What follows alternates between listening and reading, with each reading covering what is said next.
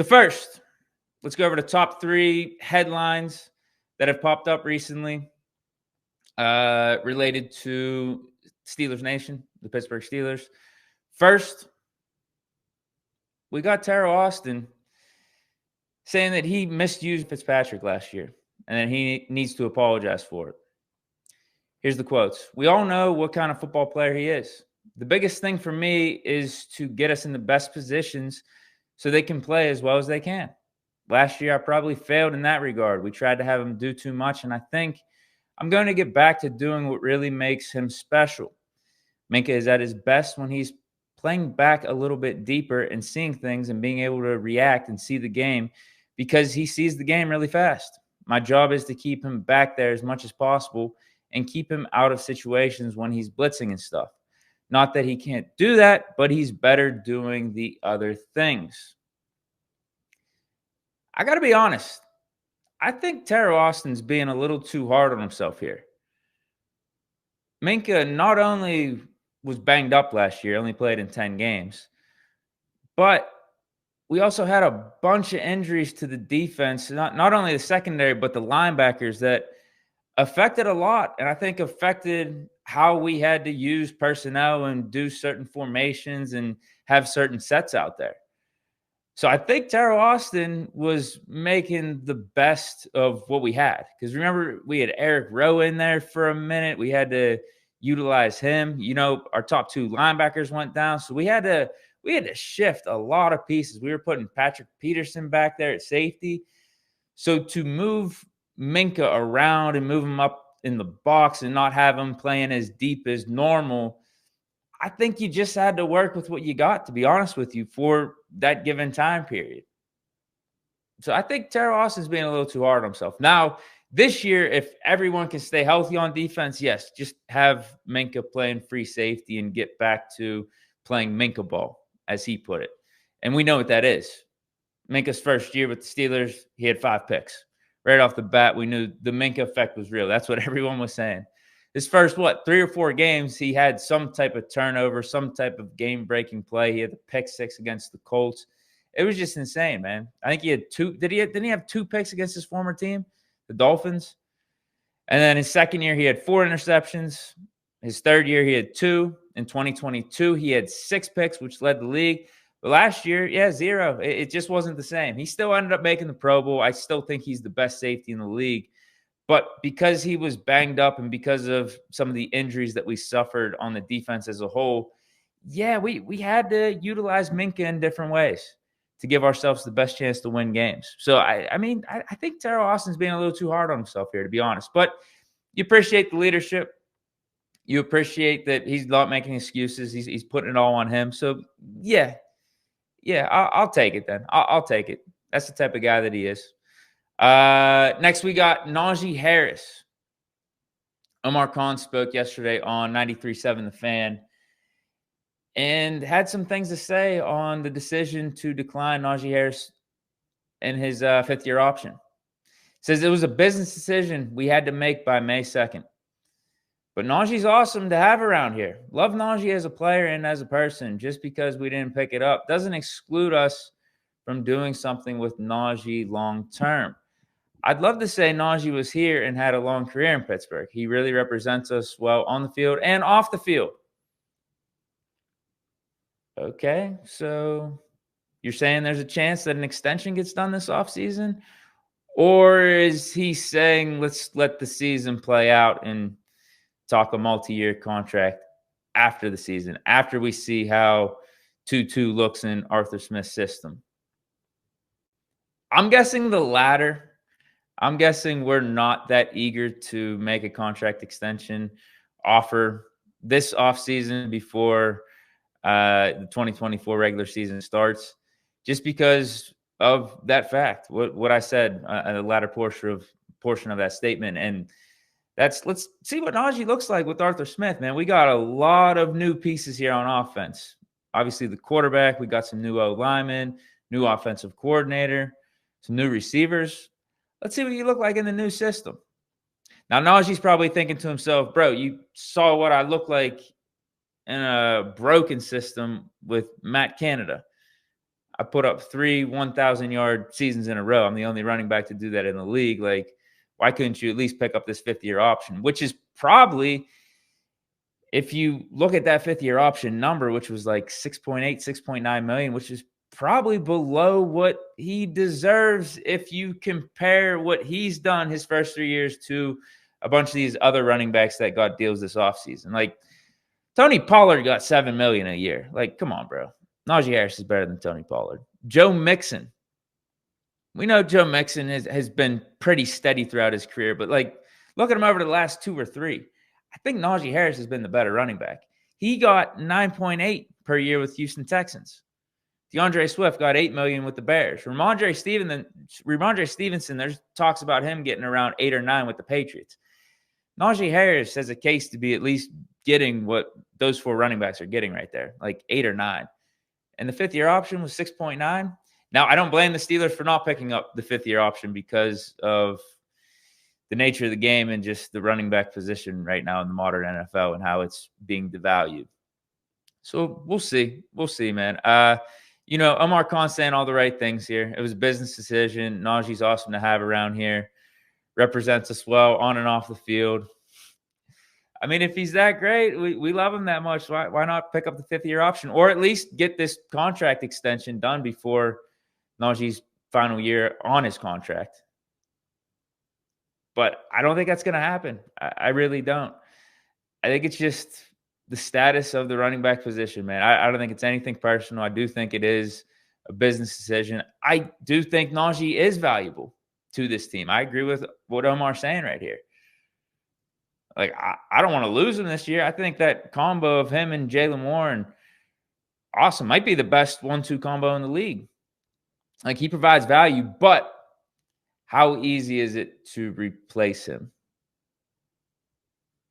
I don't think it's easy, but if you look at Najee versus all the other players on this team and their respective positions, I think it's easiest to replace Najee Harris. Out of everyone else on this squad, out of every other position, all 22 starters, I think Najee Harris in that running back position is the easiest to replace.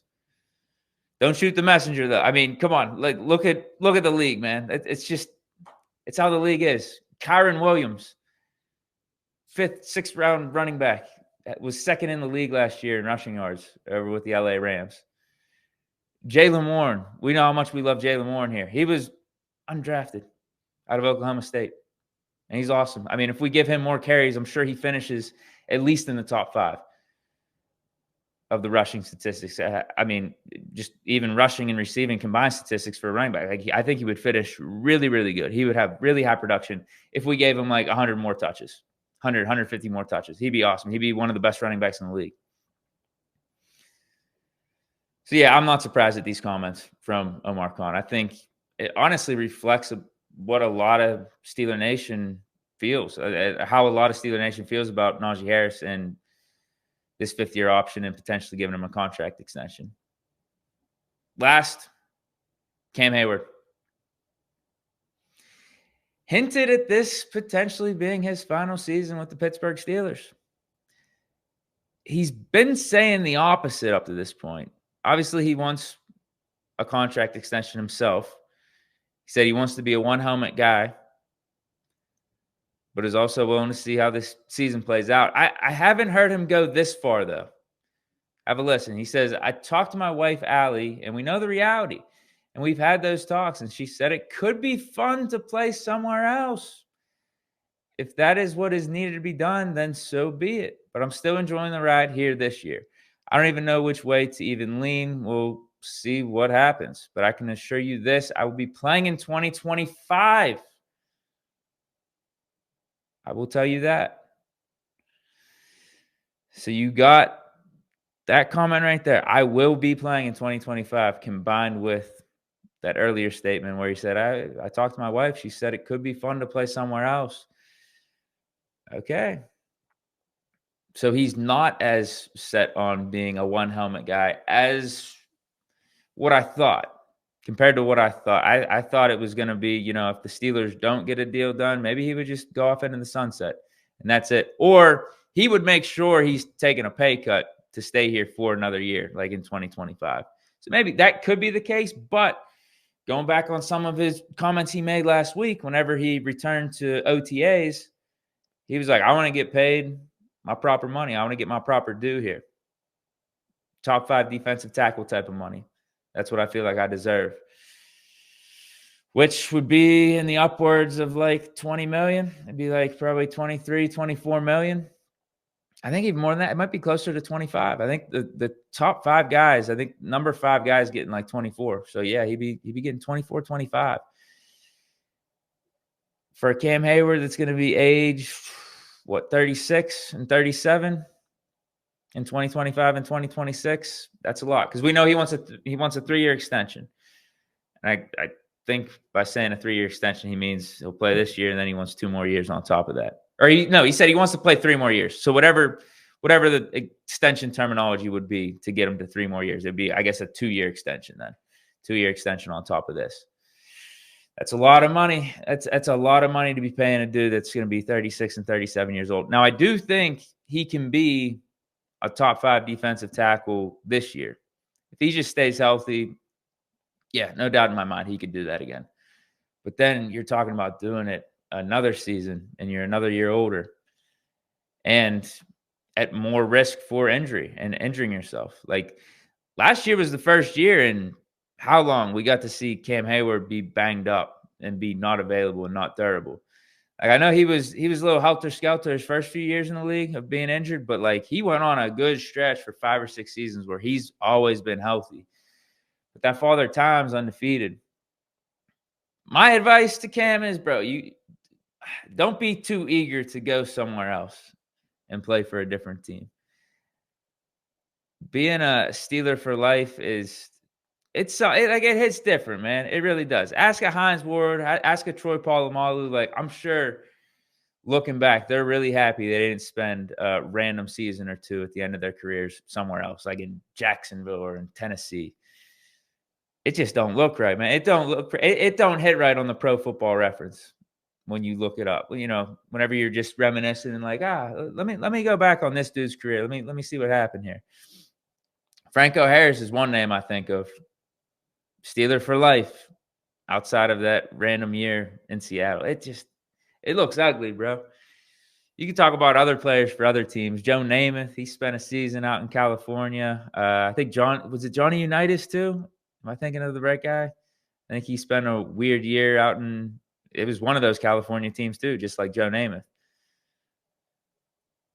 I say look at Hines, look at Troy P. That's the blueprint. Dude, I bet you we would love – you said you want to play in 2025. I think the Steelers would love to have you back for 10 mil, 11 mil, 12 mil, something like that. But if you're really set on that top 5 defensive tackle money, then, yeah, you might have a serious decision to make of how much you want to be a one-helmet guy for your career or how serious you take these comments you just made of wanting to play in 2025, like no matter what. So we'll see. We will see. Who's in the house, man? What's the word? A lot of you guys stopping through here in the chat. Town87, what's good, bro? HB Roulette says Keanu Benton will be plenty. Yeah, he's going to be a stud. Solo Jones, what's good, bro? BKZ's in the house. MH79 says, I love Cam, but he can't stay healthy and he's getting up there in age. Yeah, if he can stay healthy this year, I think he's going to prove to be a top 5 defensive tackle again, for sure. But it's just hard to bet on that continuing to happen as you get older and closer to 40. It's different for a quarterback, man. It's different for a quarterback because the roles are set up in such a way that quarterbacks can age better, man. I mean, you're seeing Aaron Rodgers, although, he tore that Achilles last year. But Big Ben played, I think, was he 40? Was he 39 or 40 in his last season? Big Ben played till then. You got Tom Brady going till he was 45. Drew Brees was going till he was like 40. Peyton Manning was getting up there when he retired. Russell Wilson, our current quarterback, he's 35 years old. The roles are set up so the quarterback isn't getting hit the same way he was back in the 80s and 90s and stuff like that.